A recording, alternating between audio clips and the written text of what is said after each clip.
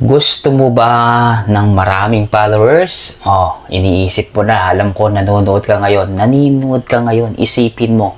Ito guys, honestly ako.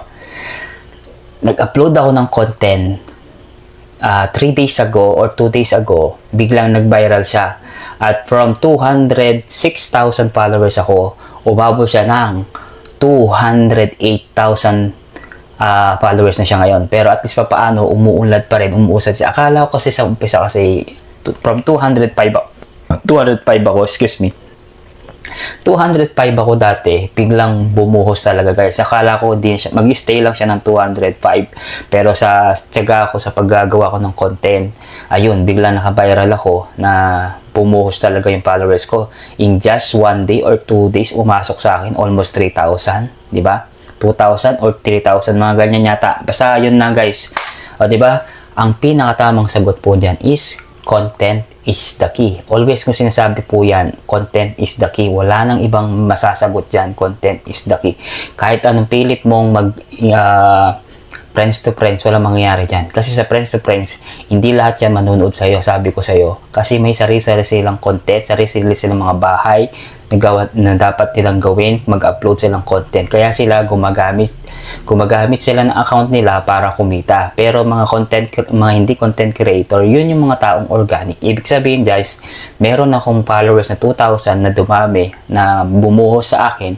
Ibig sabihin po nun is organic followers yun. Bakit? Kasi mag-follow sila dun sa in-upload ko na content sa short or reels video. O diba? Sabi ko nga sa inyo, mag-upload kayo ng content sa reels.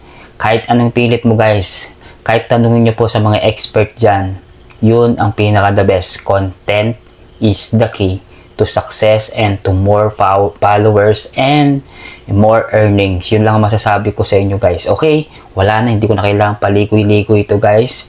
Basta ulitin ko ha, content is the key. Yan ang tamang sagot at wala nang ibang masasagot dyan kundi content is the key. Paulit-ulit na lang, no? Basta guys, ulitin ko, gawa lang ng content sa reels or sa mga, basta importante kapag pinalat ni Meta yan, swerteng-swerte ka at tibang-tiba ka. Marami ka makakatanggap na followers, organic followers yan. Kahit hindi na kailangan, mag-follow ka, hindi mo na kailangan yun. At pangalawa, earnings. Kasi yung earnings mo, for example, 0-0 lang yan, aabot yan, dadami yan. Basta, dadami yung views mo at maraming hindi nag-skip na mga ads. Okay? Yun lamang po sala. At syempre, pinaka the best dyan guys, maraming share, maraming comment, maraming like. Yun lamang po, alam ko maraming mga expert na manonood nito. Kaya comment ka dyan sa baba kung tama ba ako or mali. Anong masasabi mo? Yes or no kung tama ako. God bless.